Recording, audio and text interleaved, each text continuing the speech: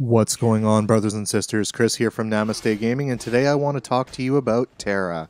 TERA is an action MMO that came out in May of last year, and made the unfortunate mistake of charging a box cost and a sub fee. That mistake has since been rectified, and they're launching free-to-play service in February. What's even better is that they're doing free-to-play right.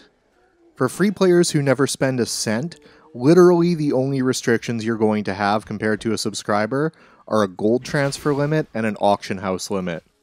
For the suckers like me who actually paid for the game, we get a few bonuses, even over future subscribers. So if you bought a copy of the game, or if you grab one between now and the launch of free-to-play, you get 8 character slots instead of just 2, 288 bank slots instead of 72, 30 auction house postings instead of 10, and an exclusive Terminus mount. Not a bad haul. Subscribing pretty much just gets you one extra shot at rare loot when you finish a dungeon, and speeds up your XP and gold gain. In plain English, that means that starting in February, you get nearly unrestricted access to a AAA MMO. Can't really complain about that. So let's talk about TERA.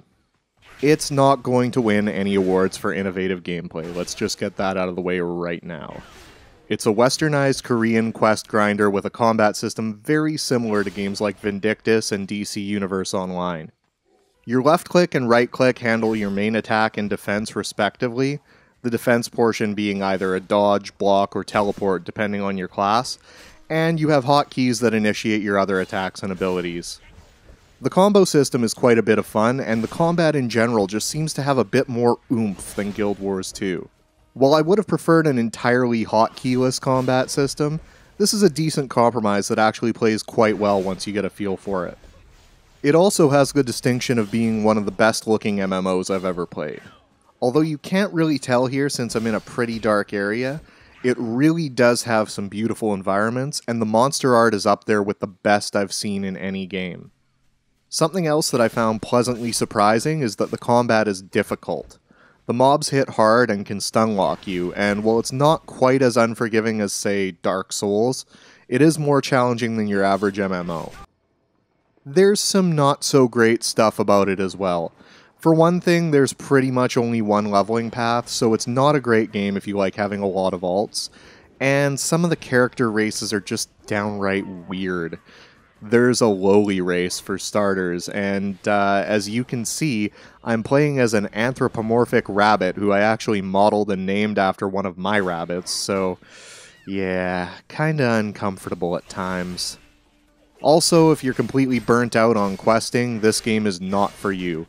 It's Korean WoW, so you'll be grinding and questing all the way through. That said, I think the game's worth the download. You can play the trial to check it out now and get prepped for February, so if you feel like getting your feet wet in another MMO, head over to tera.onmass.com and let me know about any experiences you've had with TERA in the comments. If you enjoyed the video, feel free to do me a solid by clicking the like button and sharing it with your friends. If you're new around these parts, click the subscribe button in the upper right and stick around.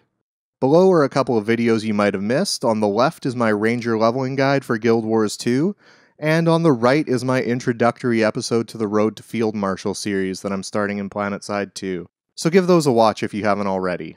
Love y'all. Stay black.